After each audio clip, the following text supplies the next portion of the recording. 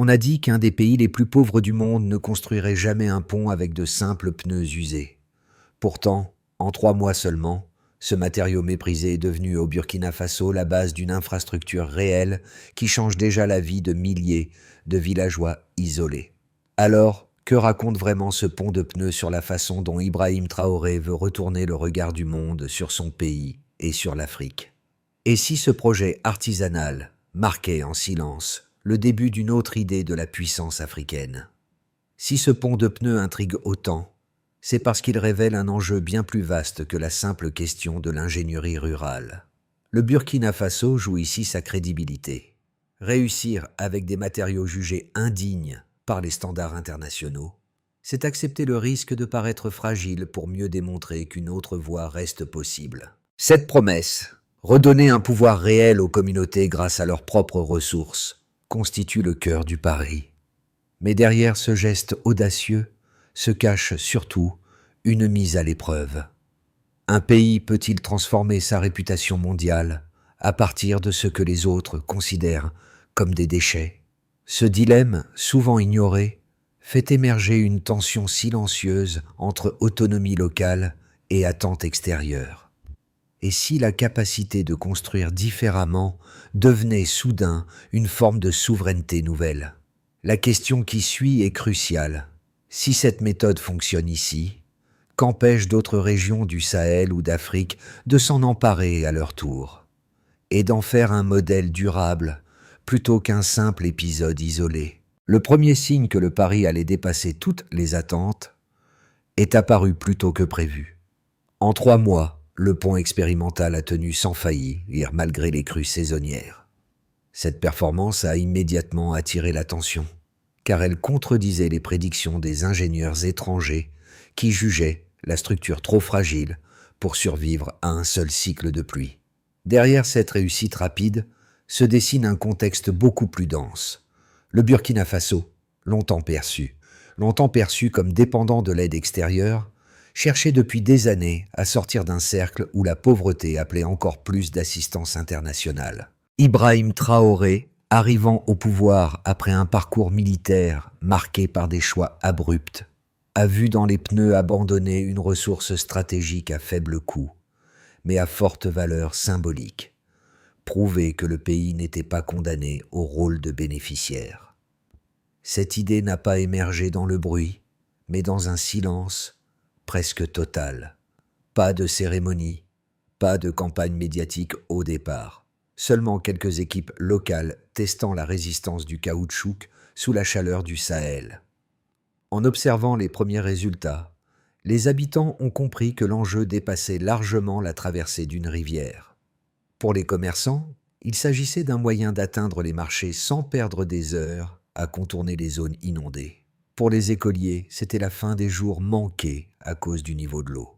Pour les agriculteurs, c'était la possibilité de transporter plus vite leurs récoltes avant qu'elles ne se détériorent. Les médias étrangers, d'abord sceptiques, n'ont pu ignorer l'évidence. Le pont fonctionnait, et ce constat a généré une question implicite, mais lourde de sens. Si un matériau rejeté pouvait devenir le fondement d'une infrastructure vitale, que disait cela de la manière dont les ressources africaines sont évaluées, classées ou négligées? Le mini-révélateur était clair. Ce projet n'était pas une singularité, mais peut-être la première pièce d'une transformation plus large, où innovation locale et changement culturel avancent côte à côte. Le rôle d'Ibrahim Traoré dans cette initiative ne se limite pas à une décision stratégique. Il devient la figure qui incarne la transition entre une perception héritée et une ambition nouvelle. Ancien officier, peu habitué aux formes classiques de gouvernance, il s'est servi du pont en pneus, comme d'un levier discret mais puissant pour réorienter l'imaginaire national, montrer que la transformation pouvait commencer sans capitaux massifs, sans partenaires imposants, uniquement avec les ressources déjà présentes sur le territoire. Les premiers effets concrets sont apparus presque immédiatement, parfois en marge des projecteurs. Dans un village proche du premier pont, une commerçante a pu doubler la fréquence de ses trajets vers le marché urbain, simplement parce qu'elle n'avait plus à attendre que le niveau de l'eau baisse. Ce gain de temps modeste en apparence, s'est traduit pour elle par des revenus plus réguliers et par la possibilité d'acheter un second étal. Un autre cas, rapporté par les autorités locales, concerne un groupe d'élèves qui, jusqu'alors, manquait plusieurs jours d'école chaque saison. Le pont improvisé a supprimé cette incertitude. Ils pouvaient désormais traverser sans craindre les crues rapides. Pour leur famille, c'était la preuve tangible que l'innovation n'avait pas besoin d'être spectaculaire pour être décisive. Peu à peu, ces micro-transformations ont nourri une conviction partagée. Si un simple assemblage de pneus pouvait modifier des routines ancrées depuis des années, alors d'autres besoins essentiels pourraient suivre la même logique. L'impact n'était plus seulement pratique, il devenait culturel, presque identitaire. Une idée simple commençait à s'imposer. Avancer par soi-même reste possible, même dans l'adversité. L'événement déclencheur est arrivé sans grand discours. Un ordre bref, presque sec, donné par Ibrahim Traoré aux équipes techniques locales. Construire, tester, avancer, rien de plus. Ce minimalisme volontaire a créé une forme d'urgence constructive. Les pneus s'entassaient, la chaleur du Sahel les assouplissait, et les artisans locaux découvraient peu à peu comment les assembler de manière fiable. La première structure n'avait rien d'imposant. Elle ressemblait même davantage à un prototype d'atelier qu'à un ouvrage d'État. Pourtant, c'est à cet instant précis que le mouvement a démarré. Un pays faisait un pas vers un modèle entièrement nouveau, sans solliciter d'experts venus de loin. Puis est venu le point de bascule. Les pluies. Les premières crues ont agi comme un test brutal, presque implacable. Une grande partie des observateurs étrangers s'attendaient à voir la structure céder. Mais elle a tenu. Et ce simple fait, presque banal en apparence, a enclenché la phase de culminance. Les habitants ont commencé à traverser le pont, d'abord prudemment, puis avec une confiance qui s'est propagée comme une traînée de poudre. Une commerçante transportant des sacs de mil, un agriculteur amenant ses récoltes, des enfants traversant en file. Ce flux constant a transformé le prototype en infrastructure légitime, en pièce maîtresse d'un nouveau récit national. Les médias internationaux se sont alors réveillés. Certains ont parlé d'un gimmick politique, d'autres ont évoqué une solution bricolée.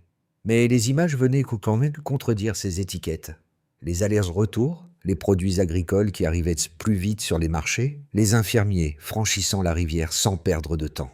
Chaque passage soutenait une réalité impossible à ignorer.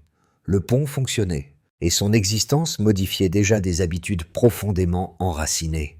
C'est dans cette phase d'effervescence que les communautés rurales ont pris le relais. Elles ont réclamé plus de ponts. Elles ont proposé des lieux d'implantation. Elles ont retrouvé une énergie rare, celle de participer directement à leur propre développement. Les autorités locales ont suivi. Elles ont recensé les zones critiques, évalué les distances, identifié les routes commerciales les plus vulnérables. La dynamique ne dépendait plus d'un seul prototype. Elle devenait un réseau de décisions à petite échelle, déclenché par un succès initial difficile à contester. Puis la répercussion s'est élargie, atteignant une dimension inattendue. Des délégations venues du Mali, du Ghana et du Nigeria ont demandé à observer le modèle.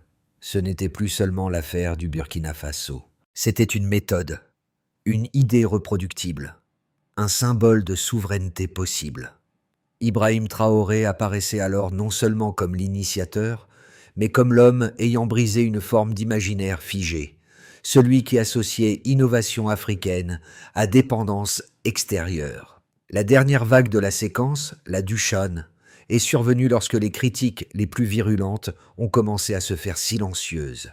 Les chiffres sur l'accès aux services essentiels se multipliaient. Les témoignages locaux confirmaient les effets. Les ponts se déployaient et chaque nouvelle construction consolidait une conclusion simple. Un pays pouvait avancer autrement, plus vite et à partir de presque rien. La révolution n'avait pas de slogan officiel. Elle avait un rythme, une propagation, une évidence. Elle transformait déjà les contours du possible. Les données recueillies, après plusieurs mois d'observation, ont confirmé ce que les habitants voyaient déjà dans leur quotidien. Les ponts en pneus recyclés n'étaient pas seulement une idée ingénieuse, mais une infrastructure mesurable, vérifiable et reproductible. Le premier indicateur marquant concerne l'accès élargi aux services essentiels. Plus de 200 000 habitants ont vu leur trajet vers les marchés, les écoles ou les centres de santé devenir plus rapides et plus sûrs. Ce chiffre montre que le projet touche directement les besoins vitaux de nombreuses communautés rurales.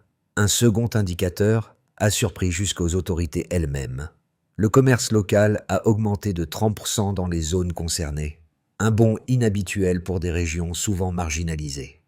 Cette hausse reflète l'effet mécanique d'un déplacement plus fluide sur les échanges quotidiens. Les commerçants ne perdaient plus de temps à contourner les rivières. Ils pouvaient faire plusieurs voyages par jour au lieu d'un seul. Cette accélération, presque invisible à l'échelle macroéconomique, a pourtant modifié en profondeur les revenus de milliers de familles. Le troisième indicateur touche directement la sécurité et la stabilité sociale. Les décès liés aux accidents de transport ont diminué de 20% dans les secteurs où les ponts ont été installés. Cette baisse signale que ces infrastructures improvisées ont réduit des risques présents depuis des années. Là où les habitants traversaient autrefois des eaux dangereuses ou des troncs glissants, ils disposent désormais d'une voie solide, identifiable et utilisable même en saison de pluie. À travers ces chiffres, un constat apparaît.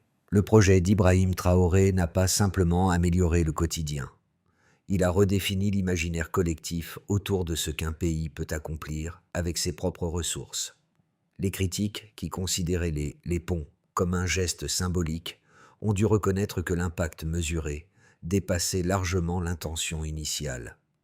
Les statistiques s'alignaient sur les témoignages. Des trajets plus courts, des enfants présents à l'école même en période d'inondation, des marchandises arrivant plus tôt sur les marchés, des infirmiers traversant plus vite pour intervenir en urgence. L'autre dimension notable est la diffusion de la méthode. Les délégations étrangères venues du Ghana, du Mali et du Nigeria ont observé ces résultats avec une attention particulière. Elles ont compris que les chiffres ne racontaient pas seulement une success story technique, mais une rupture dans la logique habituelle du développement africain. Ces données, simples mais solides, prouvaient qu'une innovation issue du terrain, sans investissement massif, sans expertise importée, pouvait produire des effets tangibles à grande échelle. Alors, ce modèle peut-il devenir un point de référence pour d'autres nations confrontées aux mêmes défis? Les données suggèrent que oui, mais elles révèlent aussi un enjeu plus profond, l'appropriation locale. Les chiffres ne sont qu'un miroir. L'essentiel se joue dans la manière dont chaque communauté adopte le modèle, le modifie, l'étend. C'est là que réside la force réelle du projet, dans cette capacité à croître sans dépendre d'un cadre rigide. Les ponts ne sont qu'un début. Ce sont les résultats cumulés, mesurés et compris qui forment la base d'une transformation durable. Deux lectures opposées se sont dégagées dès que le projet a commencé à attirer l'attention internationale. La première, défendue par plusieurs analystes étrangers, affirme que les ponts en pneus ne peuvent pas résoudre les problèmes structurels du Burkina Faso. Pauvreté chronique, infrastructures fragiles, dépendance historique aux aides extérieures. Selon cette vision, l'initiative d'Ibrahim Traoré n'est qu'un symbole ingénieux, certes utile sur le court terme, mais incapable de transformer durablement l'économie d'un pays confronté à des défis bien plus profonds. Pour ces observateurs, l'Afrique aurait besoin d'investissements massifs, de technologies avancées, de programmes complexes, pas d'une innovation artisanale. La seconde lecture, à l'inverse, estime que le projet représente exactement ce dont le continent a manqué, une capacité à réinventer ses propres ressources, sans attendre l'approbation ou la participation du monde extérieur. Les défenseurs de cette position rappellent que les solutions les plus efficaces sont souvent celles qui émergent directement du terrain en s'adaptant aux besoins immédiats et aux réalités locales. Pour eux, les ponts en pneus ne sont pas une réponse finale, mais un déclencheur, une manière de montrer qu'un pays peut rompre avec la dépendance et engager une dynamique qui dépasse les infrastructures elles-mêmes. La confrontation de ces deux visions crée un dilemme réel. Innovation locale ou solution trop simple? Rupture stratégique ou geste symbolique? Pourtant, les données disponibles tranchent une partie du débat. Les 200 000 habitants bénéficiant d'un meilleur accès, l'augmentation de 30% du commerce local et la baisse de 20% des accidents liés aux traversées dangereuses montrent que l'impact n'est ni marginal ni anecdotique. La transformation est mesurable, immédiate, vécue. Ainsi, la réponse la plus solide consiste à reconnaître que la critique n'est pas infondée, mais incomplète. Oui, les ponts ne règlent pas tout. Oui, ils ne remplacent ni les routes asphaltées, ni les réseaux modernes. Mais ils ouvrent un espace de possibilités que le pays n'avait pas auparavant. Celui de bâtir d'abord avec ce qu'il possède, puis d'élargir ensuite. Et c'est précisément ce que la démarche d'Ibrahim Traoré démontre. Une innovation peut être simple sans être simpliste, et locale sans être limitée. Une bascule silencieuse émerge. Elle apparaît lorsque le premier grand pont en pneus, entièrement construit par des équipes locales, devient officiellement praticable. Ce moment marque une rupture nette. Le projet n'est plus une expérimentation audacieuse, mais une réalité que les habitants utilisent quotidiennement. Les enfants traversent en riant. Les commerçants passent avec leur cargaison, et les agriculteurs franchissent enfin la rivière, sans craindre les crues soudaines. Ce qui frappe alors n'est pas la structure elle-même, mais la manière dont elle redéfinit le rapport au possible. L'effet est presque inattendu. Les critiques les plus virulentes commencent à se taire. Les sceptiques, qui parlaient de gimmick, observent que la circulation augmente, que les trajets se fluidifient et que les communautés périphériques gagnent en autonomie. C'est à cet instant que le projet change d'échelle.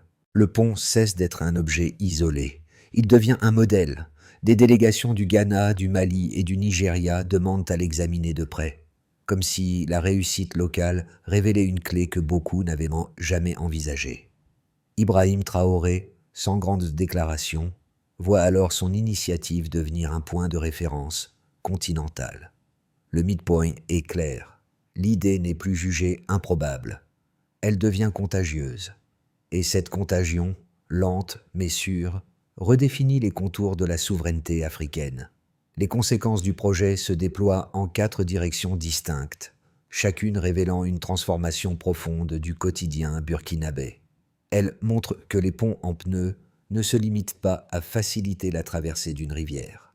Ils redéfinissent les échanges, les comportements, et même la manière dont les communautés s'imaginent leur propre avenir. Cette dynamique, amorcée sous l'impulsion d'Ibrahim Traoré, devient visible dans chaque région où une structure a été installée.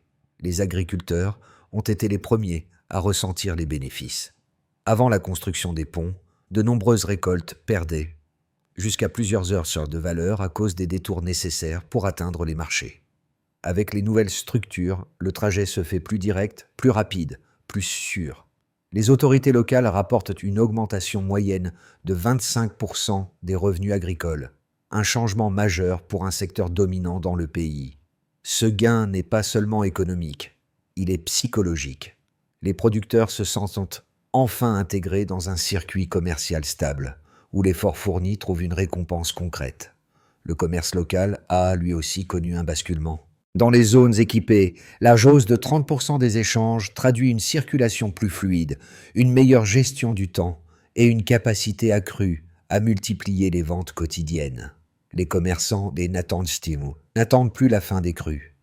Ils planifient, organisent, élargissent leur offre.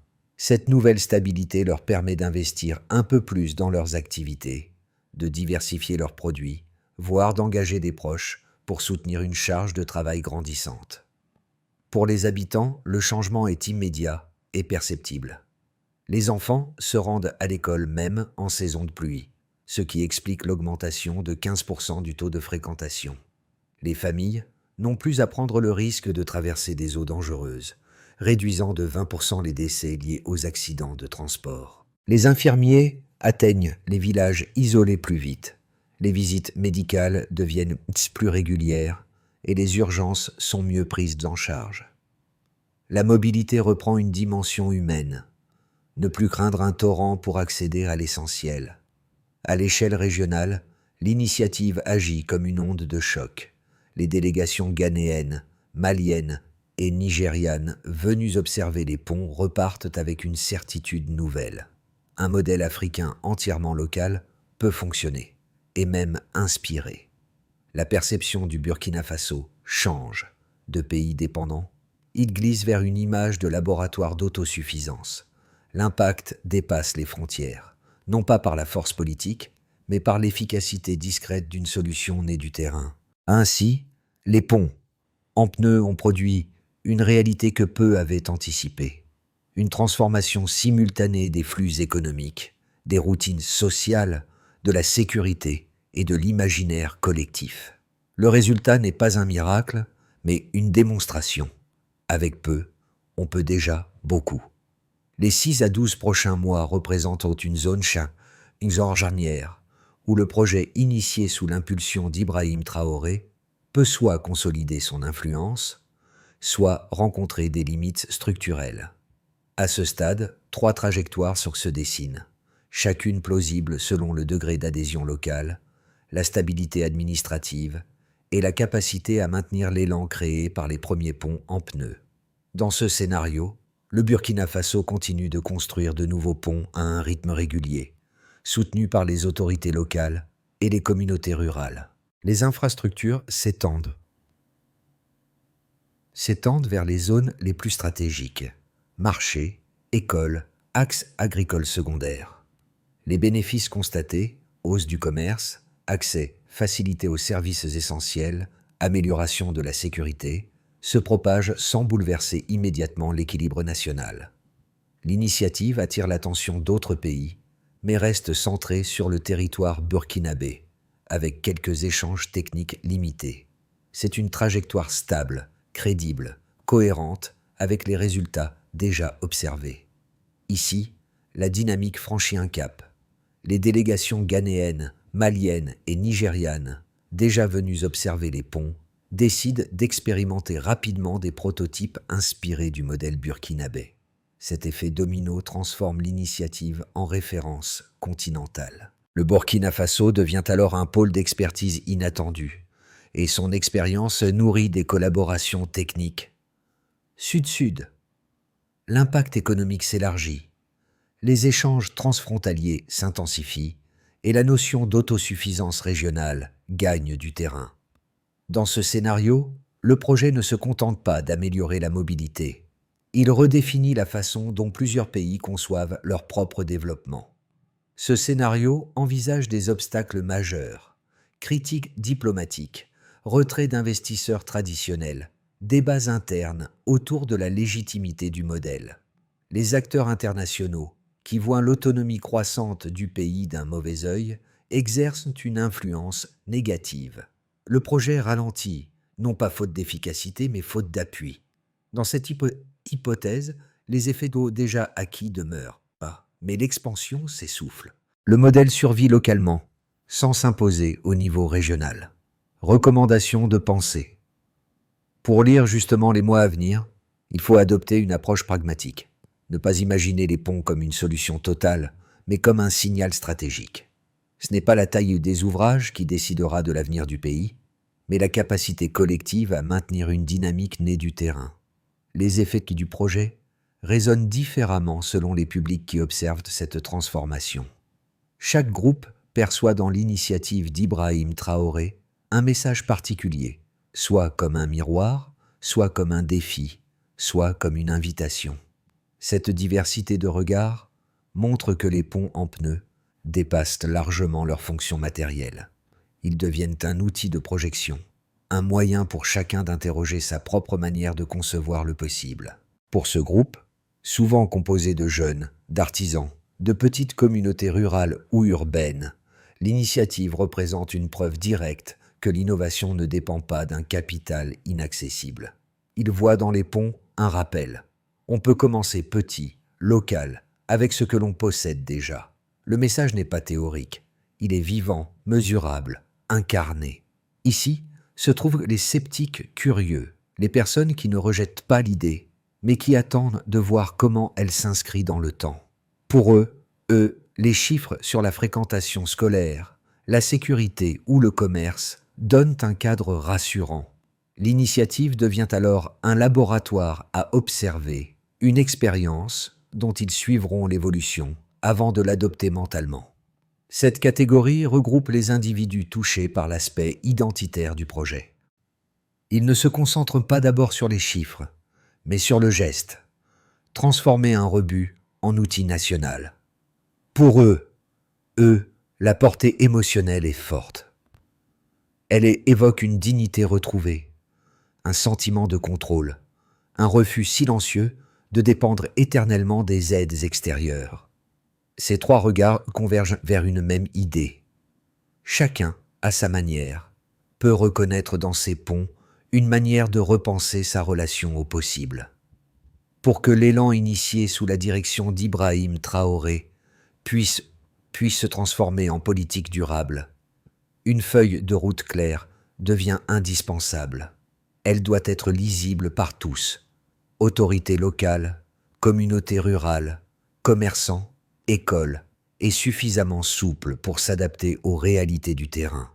L'objectif n'est pas seulement de multiplier les ponts, mais de structurer une méthode qui puisse survivre au-delà de son contexte de naissance. Les communes doivent identifier les zones où la mobilité influence directement l'accès aux services essentiels.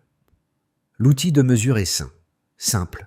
Distance, trafic saisonnier, vulnérabilité connue. Cette cartographie constitue la base technique du déploiement. Des artisans, des jeunes et des ingénieurs locaux peuvent être organisés en unités mobiles. Le qui fait quoi doit être explicite. Collecte, montage, test de résistance. La mesure de réussite repose sur la rapidité et la fiabilité des premières installations. Il ne s'agit pas d'imposer un modèle rigide, mais d'établir un protocole clair. Sélection des pneus, renforcement, ancrage, inspection. Le contrôle se fait à travers des checklists communes aux régions. Cette standardisation protège la qualité du projet. Les habitants deviennent les premiers garants de l'entretien. Ils signalent, observent, ajustent. Un tableau de suivi mensuel, fréquentation, sécurité, état des matériaux, permet une évaluation directe et accessible. À mesure que la méthode s'affirme, le Burkina Faso peut organiser des sessions de démonstration régionales.